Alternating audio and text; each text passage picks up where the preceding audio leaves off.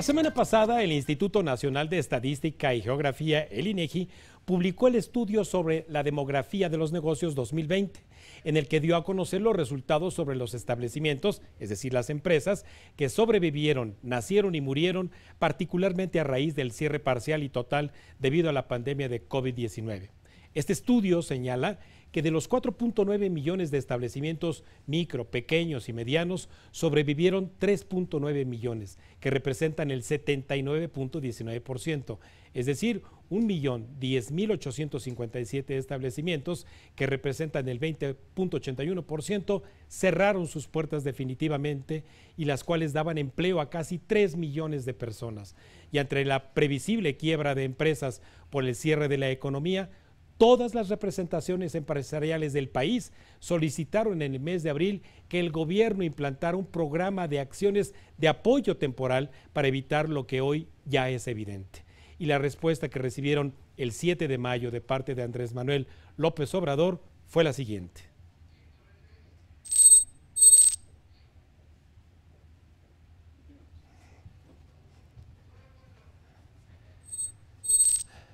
Si hay una quiebra de una empresa, pues que sea el empresario el que asuma la responsabilidad, o los socios o los accionistas, porque el Estado tiene que proteger a todos y no actuar otorgando privilegios para nadie. Se tiene que poner por delante el interés general, el interés de la mayoría de los ciudadanos.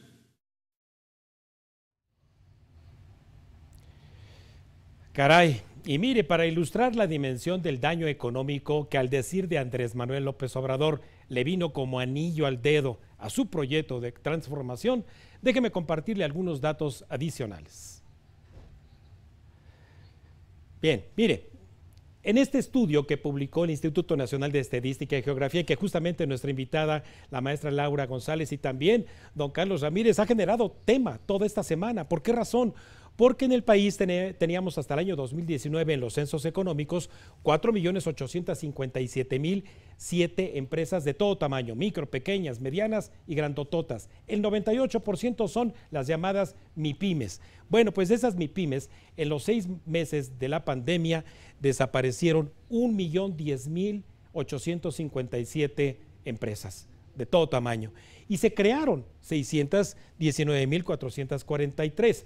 Voy a ilustrarle en qué circunstancias se da esta mortandad y este nacimiento de nuevas empresas, pero hoy tenemos una variación porcentual anual de 8.6 negativo.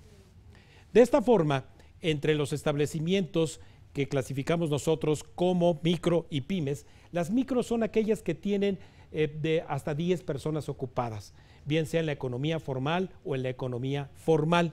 De ahí déjeme decirle que de las llamadas micro, el 20.80% desapareció y se crearon 13.11%. Aquí uno diría, bueno, pues se repuso, bien que mal, y quedó un neto de 400,000 muertes de establecimientos. Sí, nada más que lo que dicen justamente los datos a detalle de este informe de INEGI es que de esos establecimientos micros ya no volvieron a abrir su puerta en el mismo lugar, es decir, no simplemente bajaron la cortina y volvieron a abrir. Igual ocurre con las pymes, aquellas que tienen más de 10 trabajadores y que cuando menos han vivido 5 años en el mercado. Entonces se murieron también establecimientos de entre 5 y 10 años de haber quedado establecidos. Por esa razón es que cuando revisamos también la información a detalle en qué sectores, manufactura, comercio o los servicios privados no financieros, bueno, pues tenemos que el balance pega muy fuerte a los llamados servicios privados no financieros. Son sobre todo servicios que tienen que ver con turismo. Ahí sí, la tasa de mortalidad fue terrible, como lo vamos a ver también un poquito más adelante a nivel de entidad federativa. Por esa razón es que en términos de los resultados que se dan por entidad federativa, la proporción de nacimientos que se dio fue fundamentalmente en la informalidad. En esa primer gráfica que yo le mostré de 600,000 nuevos establecimientos, como le hice yo suponer, cualquiera diría, bueno, pues se repuso el 50% de los que desaparecieron. Déjeme decirle que cuando chequé los datos de registro de nuevos patrones en el Instituto Mexicano del Seguro Social, solamente el 10% de esos 600,000 quedaron registrados como nuevos establecimientos formales. ¿Qué quiere decir? Que la recuperación que hubo en el nivel de establecimientos fue fundamentalmente de establecimientos informales. Es decir, entre otras cosas, lo que se perdió en ese 1,010,000 y se volvieron a reabrir, alrededor de 400,000 fueron de economía informal. Eso habla de la precarización, la pérdida de inversión y sobre todo el potencial de generación de empleos. Por entidad federativa, la media de nacimiento de nuevos establecimientos, que como les mencioné fueron fundamentalmente informales, Tlaxcala, Hidalgo y Puebla recuperaron más establecimientos. El Estado de México quedó arribita de la media en 14.03 y la Ciudad de México quedó en la parte baja con apenas 9.14%. Es más, en la Ciudad de México se perdió el 25% de los establecimientos ya establecidos y se perdió el 24% de la fuerza laboral. De ese tamaño también es el daño en la Ciudad de México. Lo vemos cuando caminamos por las calles, la cantidad de establecimientos fundamentalmente de las áreas de servicios de entretenimiento, de comercio al menudeo, restaurantes, etcétera, en este cierre de empresas que hemos tenido fatal. Y tenemos también que en materia de mortandad, aquí sí las cosas estuvieron bastante graves, sobre todo en el estado de Quintana Roo. 31.8 de sus establecimientos hasta el 31 de diciembre registrados desaparecieron en estos meses. Eso quiere decir que casi 4 de cada 10 establecimientos cerraron definitivamente su establecimiento. Es muy grave, sobre todo porque el estado de Quintana Roo, como usted sabe, depende del giro del comercio basado en el turismo, los servicios de hotelería, los servicios de entretenimiento, etcétera. Y en la misma circunstancia se encuentran Baja California Sur, Campeche, Colima, Nuevo León, Sinaloa, Tabasco y Tamaulipas. Fueron las entidades federativas desafortunadamente más afectadas con la pandemia. Y como bien escuchamos en las propias palabras del presidente López Obrador, bueno, pues no hubo política de incentivos, salvo estas tandas que usted llegó a escuchar que se dieron a algunos pequeños establecimientos, que por cierto representó solamente el 5% del total de esos 4,806,000 establecimientos del país. Es decir, la tasa fue muy, muy baja. Nuestro Estado de México se quedó en el 21.27 de mortandad, 1 de cada 5 empresas desaparecieron, y en el caso de la Ciudad de México, como ya le había yo dicho también, 1 de cada 5 establecimientos. Así entonces, bueno, pues no se trata desde luego de que por ser una tarde acá en el Estado de México medio gris, medio fría, las cifras nos hayan dejado más que fríos, pero los datos son los datos, y más proveniendo de una fuente oficial como es el Instituto Nacional de Estadística y Geografía. Vamos ahora, si nos lo permite, con la cápsula deportivo-financiera de esta semana, en la que las inversiones que se hacen en franquicias de equipos de fútbol no siempre son rentables, y caen en desgracia financiera, que les lleva incluso a su eventual desaparición.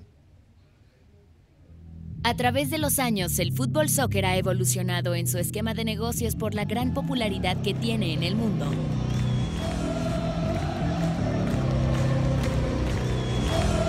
Donde la concesión de derechos televisivos, espacios para patrocinadores, venta de artículos y taquilla pueden redituar en ingresos millonarios. Debido a esto, importantes empresarios adquieren franquicias e invierten grandes sumas de dinero en instalaciones y jugadores con el propósito de diversificar y aumentar sus ingresos.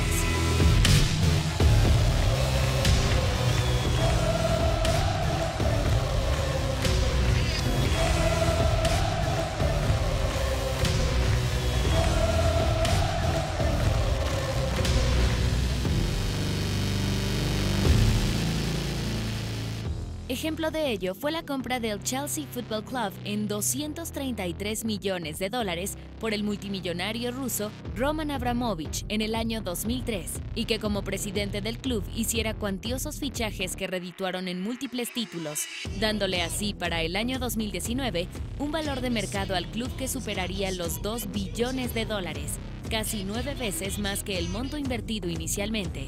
A pesar de que el fútbol puede ser un negocio rentable, desafortunadas rachas deportivas o malas decisiones financieras por parte de directivos pueden desembocar en la quiebra de clubes.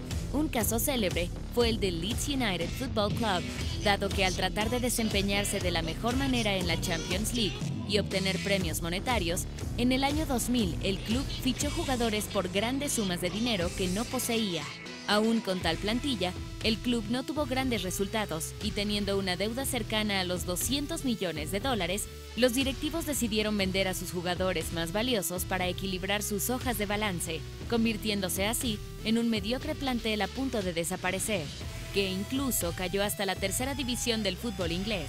Otros casos con severos problemas financieros también se han dado en equipos como Parma, Fiorentina y la Juventus del fútbol italiano.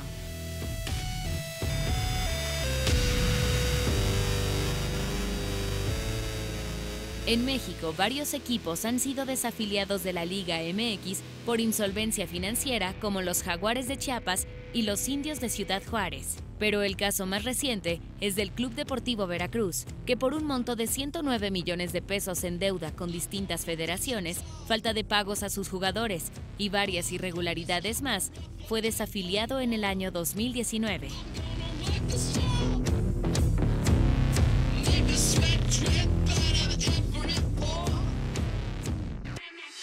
En estos momentos, el Fútbol Club Barcelona atraviesa por uno de sus peores momentos, ya que la pandemia del COVID-19 ha afectado sus finanzas, llevando al club a contraer una deuda de 488 millones de euros, y que debido a esto, para evitar la quiebra, ha pedido a sus jugadores una reducción temporal de sus salarios. Sin embargo, las expectativas de lograr salir de esta situación son escasas, esto a consecuencia del poco espacio de maniobra financiera que existe teniendo a figuras tan importantes en el plantel, donde incluso se especula la salida precipitada de Lionel Messi para reducir costos.